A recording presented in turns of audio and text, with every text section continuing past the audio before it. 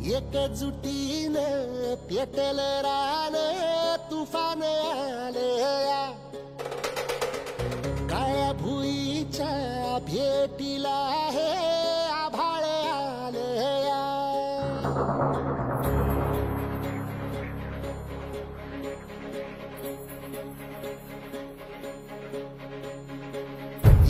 एकजुटीनं पेटल रान तुफान आलया काळ्या भुईच्या भेटीला हे आभाळ आलया ढेगाळ माय मातीच्या ह्या डोळ्यात जागली आस घेऊन हात हातामंदी